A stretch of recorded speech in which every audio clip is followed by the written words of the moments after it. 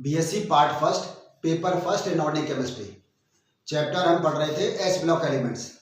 इस S block elements में हमने 10 क्लास पढ़ ली थी। आज 11वीं क्लास है। उस लास्ट क्लास में हमने, आपको याद होगा तो, हमने कॉम्प्लेक्सेशन बिहेवियर की बात की थी कि एस ब्लॉक के एलिमेंट्स कुछ मात्रा में संकुल यौगिक बनाते हैं।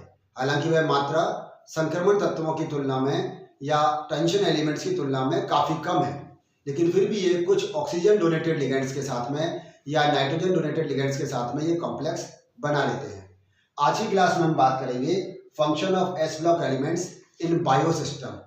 जैव तंत्र में एस ब्लॉक के तत्वों के क्या कार्य हैं। तो हम सबसे पहला जो फंक्शन की हम बात करें उसके लिए हम ये जानते हैं कि ये जो एस ब्लॉक के एलिमेंट्स हैं ये पॉजिटिवली चार्ज होते हैं, ये धनावेशित होते हैं, जबकि हमारे शरीर में कुछ बायोमॉलिक्यूल्स हैं वो निगेटिवली चार्ज होता है। हमारे शरीर के लिए आवश्यक कुछ बायोमॉलिक्यूल्स, जैव अणु, वो कैसे होते हैं? निगेटिवली चार्ज होते हैं। तो ये क्या काम करते हैं? ये आवेश संतुलन का काम करते हैं, ये चार्ज बैलेंस का काम करते हैं। तो पहला फंक्शन हम इनका क्या लिखेंगे? चार्ज बैलेंस, आवेश संतुलन।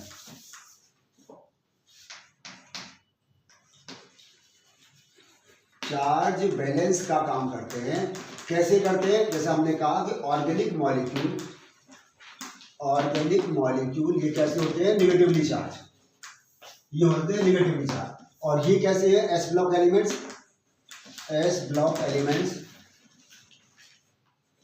ये है पॉजिटिवली चार्ज। तो ये क्या करते हैं? चार्ज बैलेंस का काम करते हैं, आवेश संतुलन का काम करते हैं। दूसरा क्या? ये ऑस्मोटिक प्रेशर को बैलेंस करते हैं। ऑस्मोटिक प्रेशर, यदि बहुत ज्यादा मात्रा में सेल के अंदर प्रेशर क्रिएट हो जाएगा तो वो सेल फूलकर फट जाएगी, तो उसको भी, ऑस्मोटिक प्रेशर को भी कंट्रोल करने का काम करते हैं। और तीसरा जो इंपॉर्टेंट फंक्शन है वो कहलाता है sodium potassium pump. Sodium potassium pump, इसको समझने की कोशिश करें। मान लीजिए जैसे कोई एनिमल सेल है, इस एनिमल सेल में पोटेशियम आयन की कंसंट्रेशन 0.15 m होनी चाहिए या होती है 0.15 m, और सोडियम आयन की कंसंट्रेशन इसमें 0.03 m होती है। ठीक है। इसके बाहर जो फ्लूइड होता है, इस सेल के बाहर जो फ्लूइड है उसमें पोटेशियम आयन की कंसंट्रेशन होती है 0.003 m और सोडियम आयन की कंसंट्रेशन 0.15 m होती है। तो क्या समझ में आ रहा है? हमारे ये समझ में आ रहा है कि सेल के बाहर सोडियम आयन की कंसंट्रेशन ज़्यादा है और सेल के अंदर पोटेशियम आयन की कंसंट्रेशन ज़्यादा है। होता क्या है, जब ग्लूकोज इसके अंदर जाता है, सेल के अंदर ग्लूकोज जाता है, तो वहाँ पर पोटेशियम आयन का प्रेजेंट रहना जरूरी है, क्योंकि ग्लूकोज की मेटाबॉलिक रिएक्शंस के लिए पोटेशियम रेस्पॉन्सिबल है। तो सोडियम आयन तो सेल वॉल से बाहर आ जाते हैं और पोटेशियम आयन सेल वॉल के अंदर रहते हैं। तो अंदर कंसंट्रेशन पोटेशियम आयन की ज़्यादा होनी चाहिए और सोडियम आयन की कम। तो होता क्या है कि जब कभी भी इसके लिए क्या एनर्जी की आवश्यकता है, तो एटीपी एडीपी में कन्वर्ट होगी, एडीपी में कन्वर्ट होगी, तो क्या होगा? इससे कुछ एनर्जी मिलती है। उस एनर्जी के साथ में कुछ बायोमॉलिक्यूल्स और ग्लूकोज वाला इसके अंदर जाते हैं, साथ साथ 3 सोडियम आयन भी इस सेल के अंदर चले जाते हैं। उन सोडियम आयन को बाहर निकालना जरूरी है, तो वो सोडियम आयन सेल वॉल से बाहर आ जाते हैं। इस सोडियम और पोटेशियम आयन की कंसंट्रेशन चेंज होने से इस सेल वॉल पर एक पोटेंशियल डेवलप हो जाता है। इस सेल वॉल पर एक इलेक्ट्रिकल पोटेंशियल डेवलप हो जाता है, जिसे कहते हैं सोडियम पोटेशियम पंप। तो ये सोडियम पोटेशियम पंप क्या करता है? ये सोडियम पोटेशियम पंप का मुख्य कार्य सेल के अंदर और सेल के बाहर इनमें सोडियम और पोटेशियम की कंसंट्रेशन को कंट्रोल करके रखना है, जिससे कि इसमें सेल के अंदर मेटाबॉलिक रिएक्शन से उपापचयी क्रियाएं आसानी से हो सके। तो एक इसका एक इम्पॉर्टेंट फंक्शन है। इसके अलावा और हम बात करें, जैसे हमने पिछले भी क्लास में बात की थी, क्लोरोफिल। क्लोरोफिल की अगर हम बात करें तो हमने कहा था वो मैग्नीशियम का कॉम्प्लेक्स है। क्लोरोफिल मैग्नीशियम का कॉम्प्लेक्स है, और आप जानते हैं कि फोटोसिंथेसिस में क्लोरोफिल का एक इम्पॉर्टेंट रोल है। कैसा काम करता है ये क्लोरोफिल? फोटोसेंसिटाइजर का काम करता है। आप जानते हैं फोटोसिंथेसिस रिएक्शन क्या है? तो कार्बन डाइऑक्साइड और वाटर, क्लोरोफिल और सनलाइट की प्रेजेंस में सनलाइट के प्रेजेंस में क्या बनाते हैं, ग्लूकोज बनाते हैं प्लस ऑक्सीजन। तो ये यहां पर ये क्लोरोफिल कैसा काम कर रहा है, ये फोटोसेंसिटाइजर का काम कर रहा है। क्लोरोफिल यहाँ पर फोटोसेंसिटाइजर या प्रकाश संवेदी का कार्य करता है।